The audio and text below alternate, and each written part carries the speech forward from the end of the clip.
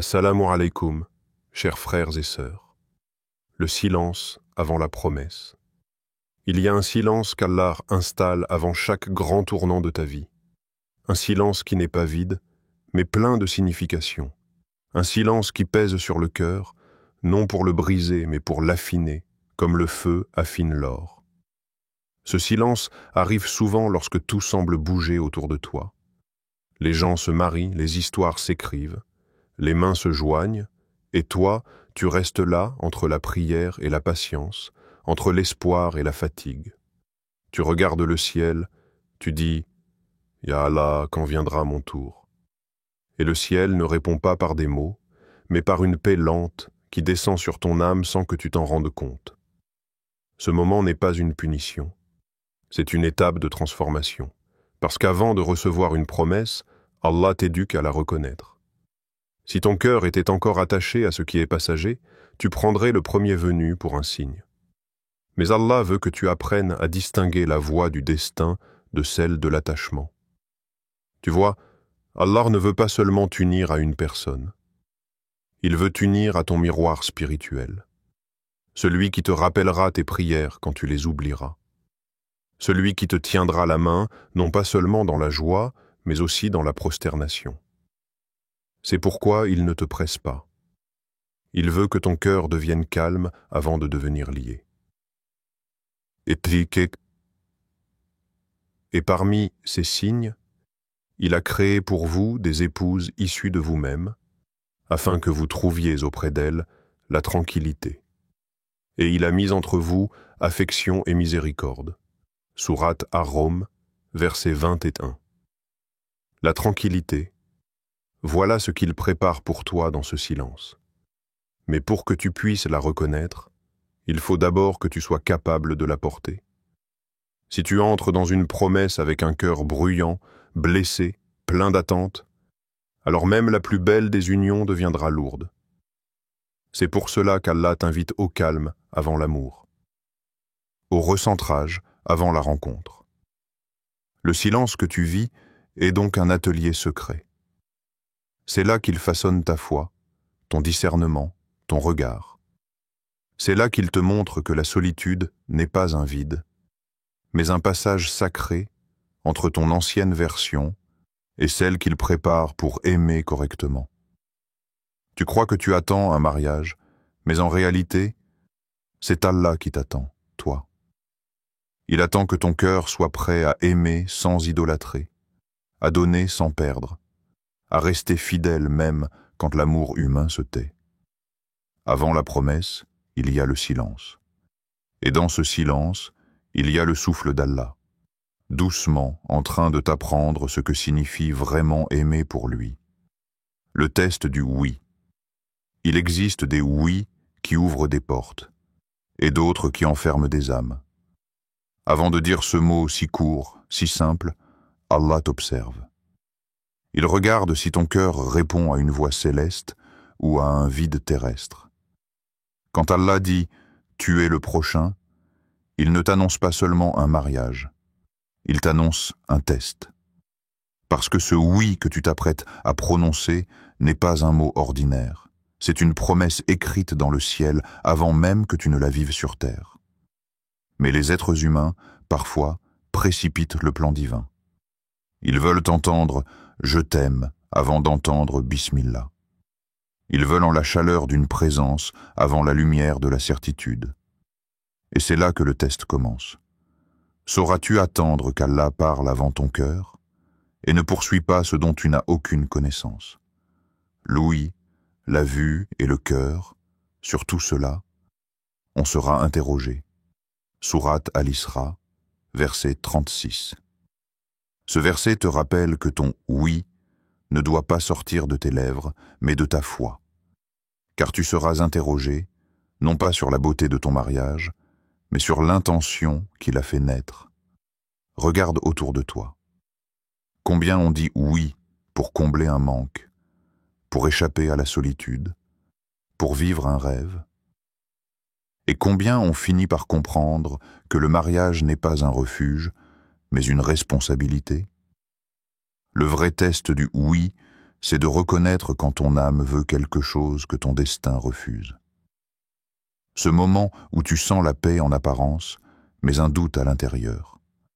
Ce moment où la logique te dit « vas-y », mais où ton cœur, discret, chuchote « attends ».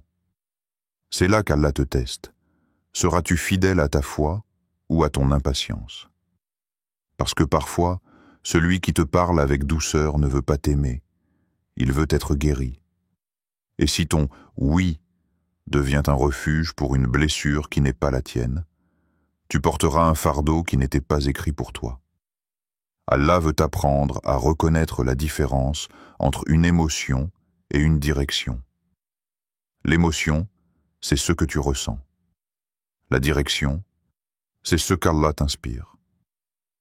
Et ton « oui » doit suivre la direction, pas l'émotion. Pose-toi ces questions comme des miroirs. Est-ce que cette personne me pousse à prier plus ou à douter plus? Est-ce que sa présence allège mon cœur ou le distrait? Est-ce que je sens Allah plus, proche quand elle parle, ou est-ce que je l'oublie? Si ton cœur s'éteint dans une relation, c'est le signe qu'Allah s'en retire.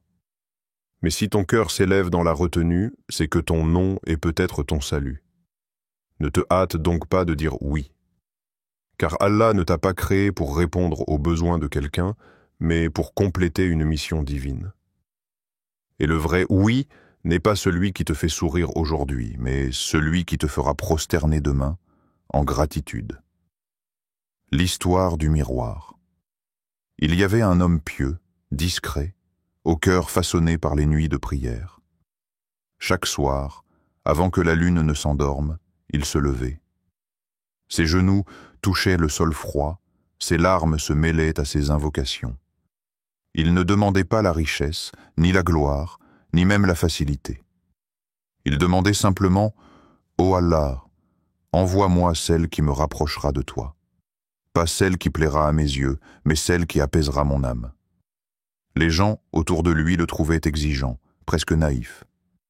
Certains lui disaient « Tu rêves trop haut, le mariage parfait n'existe pas », mais il répondait avec douceur « Je ne cherche pas la perfection, je cherche la paix. » Et un jour, Allah fit croiser son chemin avec une femme. Elle avait la beauté du matin et la douceur du silence. Elle parlait peu, mais chaque mot semblait peser dans la lumière de la sagesse. Son sourire réchauffait les cœurs et sa présence semblait écrite dans le destin. Alors, son cœur, fragile, s'ouvrit. Il crut reconnaître le signe qu'il attendait depuis des années. Mais dans cette ouverture, une petite voix s'éleva, presque imperceptible. Pas encore. Cette voix, il voulut l'ignorer. Comment pouvait-elle parler alors que tout en lui criait oui? Il sentit la confusion, l'injustice, la douleur de ne pas comprendre. Dans ses prières, ses mots se brisaient. Pourquoi pas elle, Seigneur? Pourquoi alors que tout semble si juste? Les jours passèrent et la distance s'installa. Sans colère, sans drame, juste cette séparation silencieuse que seule la volonté divine s'est orchestrée. Puis la vérité se révéla doucement. La femme qu'il croyait destinée à son âme ne cherchait pas une vie, mais une compagnie. Elle voulait combler un vide, pas partager une mission. Et ce jour-là, le cœur de l'homme comprit ce que ses yeux refusaient d'admettre. La protection d'Allah prend parfois la forme d'un refus. Il leva alors ses mains, non pour demander, mais pour remercier. Car ce qu'il prenait pour une perte n'était qu'une préservation. Il comprit que si Allah avait fermé cette porte, c'est qu'il voulait lui éviter un couloir sans lumière. Il se peut que vous détestiez une chose, alors qu'elle est un bien pour vous.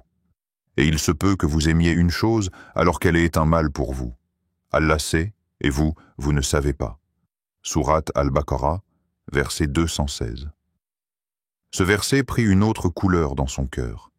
Il cessa de le lire avec les lèvres, il le comprit avec son âme. Ce n'était plus une phrase, c'était une révélation vécue. Depuis ce jour, il ne demanda plus « Quand viendra-t-elle » Il demanda « Quand serai-je prêt pour celle que tu as écrite pour moi ?» Et c'est là que le miroir de son histoire se brisa pour se reconstruire. Il comprit que chaque refus, chaque détour, chaque pas encore d'Allah n'est jamais une punition, mais une protection enveloppée de miséricorde. Le discernement du cœur. Il existe, dans chaque croyant, un espace silencieux où les émotions et la foi se rencontrent. Cet espace, c'est le cœur. Mais tous les cœurs ne voient pas avec la même lumière. Certains perçoivent le monde à travers le désir, d'autres à travers la sagesse. Et il faut des années de prière, d'erreur et de patience pour apprendre à écouter le cœur avec les oreilles de l'âme. Le vrai croyant n'attend pas seulement l'amour. Il attend le moment où son amour aura du sens. Parce qu'aimer trop tôt, c'est gaspiller ce que Dieu voulait sanctifier. Et aimer sans foi, c'est construire sur du sable. Les serviteurs du tout miséricordieux sont ceux qui marchent humblement sur la terre, et qui, lorsqu'on les provoque, répondent par des paroles de paix. Sourate Al-Furqan, verset 63. Regarde ce verset. Allah ne parle pas ici d'apparence, ni de statut, ni même de passion. Il parle d'humilité, de paix, de contrôle. Le cœur du serviteur de miséricorde est un cœur apaisé, pas impulsif. Il aime avec sagesse, il pardonne avec but, il agit avec conscience. Quand Allah t'appelle à aimer, il ne t'invite pas à suivre ton instinct, mais à guider ton instinct par la foi. Il veut que tu apprennes la différence entre un attachement et une mission, entre un besoin d'être aimé et un désir d'aimer pour lui. Combien de fois as-tu cru que c'était le bon, simplement parce que ton cœur battait plus fort? Et combien de fois as-tu ignoré cette petite voix, celle qui te disait « c'est peut-être ton émotion, pas ta direction ». Le discernement du cœur, C'est cela. Savoir que tous les battements ne viennent pas d'Allah. Le mariage n'est pas une solution à ta solitude. C'est une école divine où tu apprendras à aimer pour le Créateur, pas pour l'ego. Tu y apprendras la patience quand l'autre faiblit, la douceur quand l'autre s'égare, et la gratitude quand l'amour devient silence. Aimer pour Allah, c'est savoir dire non à soi-même avant de dire oui à quelqu'un d'autre. C'est comprendre que chaque relation peut être un pont ou un piège selon l'intention avec laquelle tu entres. C'est apprendre que la paix intérieure vaut plus que la passion brûlante. Pose-toi alors cette question, lentement, sincèrement. Cette union protégera-t-elle ma foi ou la diluera-t-elle dans le monde? Est-ce que cet amour m'appelle vers la prière ou m'en éloigne subtilement? Est-ce que cette personne m'élève ou m'endort dans une tendresse sans direction? Car l'amour véritable, celui qu'Allah bénit, n'est pas celui qui te fait oublier le monde, mais celui qui t'y fait marcher avec lumière. La promesse divine, quand Allah dit « tuer le prochain », ce n'est pas un murmure au hasard. Ce n'est pas un mot jeté dans le vent pour apaiser ton impatience.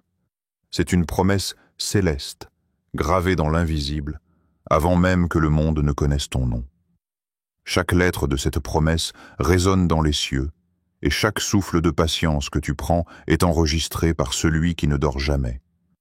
Mais, comme toute promesse divine, celle-ci est enveloppée d'épreuves. Car Allah ne livre pas la perfection à ceux qui ne sont pas prêts. Avant que ton cœur ne touche le sien, avant que vos mains ne se rejoignent, avant que le mot « oui » ne scelle un destin, il te fera traverser le feu de l'attente, la brume de la déception, le tumulte de l'incertitude.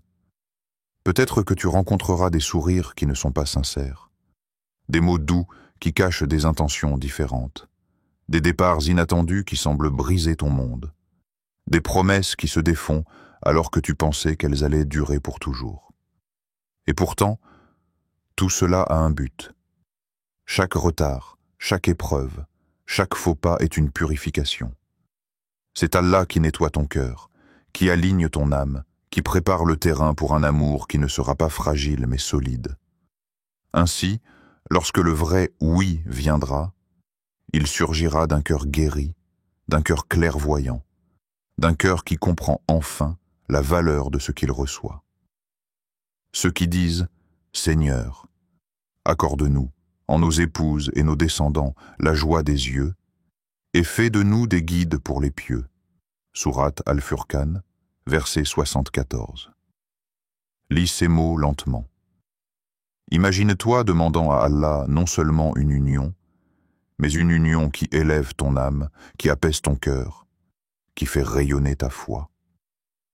Ce n'est pas simplement un mariage que tu attends, c'est une bénédiction, un signe, un cadeau de celui qui voit ce que les yeux humains ne voient pas. Souviens-toi toujours, Allah ne retarde rien sans sagesse. Chaque attente a sa raison, chaque silence a sa profondeur, chaque détour a sa lumière cachée. Et lorsque ton tour arrive, lorsque la promesse devient réalité, tu ne devras pas seulement remercier pour la rencontre. Tu remercieras pour les épreuves qui ont rendu ton cœur prêt à recevoir cette lumière. Mais sache ceci, la bénédiction est déjà écrite, mais ton discernement reste essentiel. Car Allah peut ouvrir la porte, mais la paix qui suivra dépendra de la prudence avec laquelle tu choisis de marcher sur ce chemin. Ton « oui » doit être un acte de foi, un geste réfléchi, une offrande sincère à la miséricorde divine. C'est ainsi que la promesse se transforme en un trésor durable, et non en une passion éphémère. Alors, lorsque le jour viendra, tu sauras que chaque larme, chaque attente, chaque souffle de patience t'a conduit jusqu'à ce moment sacré. Et ce « oui » prononcé ne sera pas juste un mot humain. Il sera la réponse d'un cœur parfaitement préparé, aligné avec la sagesse d'Allah et la lumière de sa guidance. Le dernier regard du cœur. Le mariage n'est pas seulement un événement, c'est un acte d'amour, mais c'est surtout un acte d'adoration. Chaque regard, chaque parole, chaque geste devient un reflet de ta foi. Ton « oui » ne résonne pas uniquement pour l'autre personne, il résonne devant Allah. C'est un pacte sacré entre ton âme et la guidance divine. Dans ce chemin, tu découvriras que toutes les attentes et toutes les épreuves étaient des préparations pour ce moment précis. Tu apprendras à voir au-delà des apparences, à chercher non pas la beauté d'un visage, mais la lumière qui émane d'un cœur sincère. Car la lumière du cœur, celle qui est nourrie par la foi, la patience et la sincérité, ne s'éteint jamais. Elle guide, elle réchauffe, elle apaise. Parfois, le monde tente de te distraire avec des attraits superficiels, les sourires faciles, les promesses flamboyantes, les émotions intenses mais vides. Mais le cœur qui s'est écouté, le cœur qui a attendu, reconnaît la différence. Il reconnaît ce qui est destiné et ce qui est éphémère. Il distingue la vérité de l'illusion. Et il sait que ce moment qu'il attendait depuis toujours est plus qu'une rencontre. C'est une réponse. Lorsque ton heure viendra, tu ne douteras pas. Tu sentiras cette paix qui traverse les eaux, cette tranquillité qui descend sur l'âme. Car Allah ouvre la porte non seulement aux rencontres, mais à la sérénité qui accompagne le choix juste. Ton cœur saura. Il saura que cette personne n'est pas simplement un compagnon, mais un partenaire dans le voyage de la foi, un reflet de ta propre âme qui a été façonnée par la patience, l'intention et la prière. Leur cœur trouve la tranquillité dans le rappel d'Allah. N'est-ce ce point par le rappel d'Allah que se tranquillisent les cœurs? Sourate Ar-Ra'd, verset 28. Lis ce verset et laisse-le pénétrer ton esprit. Chaque battement de ton cœur, chaque soupir de ton âme, chaque pas que tu fais dans l'attente n'est jamais vain. Le rappel d'Allah est la clé de cette tranquillité. C'est lui qui calme les tourments, qui fait taire les doutes, qui transforme l'impatience en confiance. Et quand tu prononceras ton « oui », Il ne sera pas seulement une réponse à un appel humain, il sera le reflet d'une préparation divine, le point culminant de nuits de prières silencieuses, de larmes versées dans l'espoir et de patience pratiquée avec sincérité. Il sera un témoignage que ton cœur a attendu correctement, qu'il a discerné, qu'il a compris que l'amour véritable est lié à l'adoration et à la guidance d'Allah. Alors, même si le chemin a été long et semé de questions, de doutes ou de détours, le dernier regard de ton cœur sera clair. Car cette fois, tu n'entreras pas dans une relation par désir ou par solitude. Tu entreras avec certitude, avec gratitude, avec l'âme prête à honorer le cadeau qu'Allah a préparé pour toi. Et chaque sourire, chaque geste, chaque instant partagé deviendra un rappel constant de sa miséricorde, de sa sagesse et de sa promesse tenue.